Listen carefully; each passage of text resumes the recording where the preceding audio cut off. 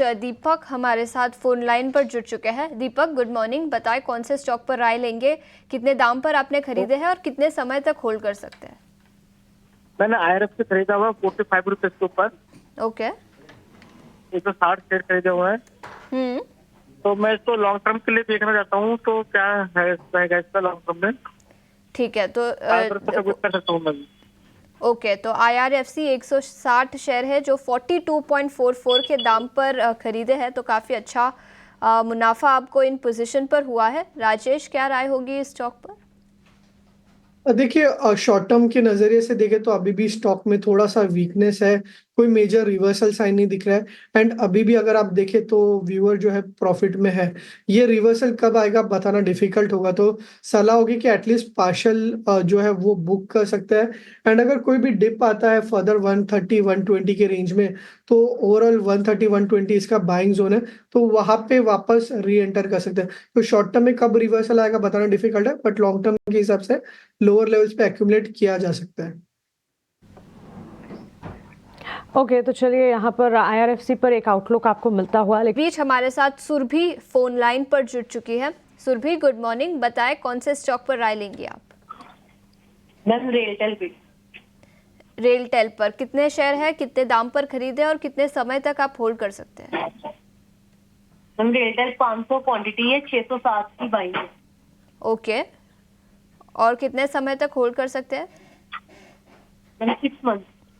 6 महीने तक। आपने काफ़ी ऊपर के स्तर पर स्टॉक को खरीदा है। स्टॉक 365 के आसपास कारोबार कर रहा है और 617 उसका ऑल टाइम हाई लेवल है, तो 607 आपकी परचेज प्राइस है। तेजस, क्या राय होगी रेलटेल पर? काफ़ी नुकसान है उनको इस पोजीशन पर। देखिए, रेलटेल का चार्ट स्ट्रक्चर काफी वीक है। Overall lower top lower bottom का पोजीशन बना रहा है स्टॉक, और इसकी जो 200 दिन की मूविंग एवरेज थी वो भी रिसेंटली ब्रेक हो गई है। और इसका जो प्रीवियस स्विंग हाई था करीबन 375 का, वो भी हमने देखा कि थर्सडे के सेशन में ब्रेकडाउन आ चुका है। तो मुझे लग रहा है ये जो स्टॉक है उसकी जो वीकनेस है वो जारी रहेगी, और स्टॉक यहाँ से भी 350 से लेके 335 तक के लेवल दिखा सकता है। यहाँ से अगर कोई पुल बैक रैली आती है मे बी करीबन 390 से लेके 400 के बीच में, तो उसमें वो पुल बैक रैली में स्टॉक में से एग्जिट करना चाहिए। बैक में स्टॉक में से एग्जिट की ही रणनीति इस वक्त बनती हुई दिख रही है, यानी कि एक बार निकलने की चेष्टा करनी है आपको, लेकिन एक बार राइज यानी कि मजबूती नजर आ जाए तो एक बार एग्जिट कर जाएं, क्योंकि यहाँ से और ज्यादा कमजोरी के आसार रेलटेल के स्टॉक प्राइस में नजर आ रहे हैं। हमारे साथ व्हाट्सएप के जरिए मिस्टर मोहम्मद मकसूद जी ने एक सवाल पूछा है।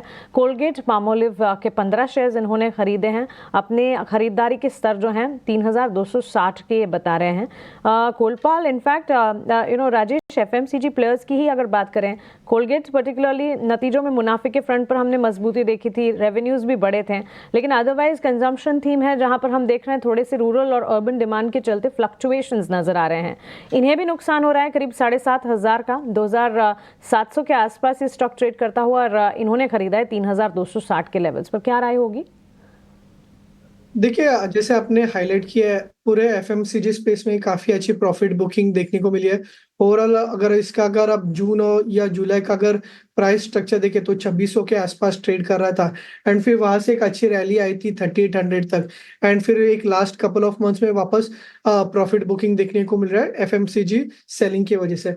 बट ओवरऑल अगर आप देखें तो जो उसका रैली पॉइंट था, ओरिजिन पॉइंट था, वहां पे वापस आ रहा है, एंड ये काफी एक लॉन्ग टर्म सपोर्ट है जहाँ पे वीकली 89 EMA भी आ रहा है। तो मैं एक्सपेक्ट कर रहा हूँ 2600 के आसपास से वापस स्टॉक में एक अप ट्रेंड रिस्टार्ट हो सकता है। तो कहीं ना कहीं 2600 के आसपास जो है वापस एक्यूमुलेट या फिर री एंटर कर सकता है।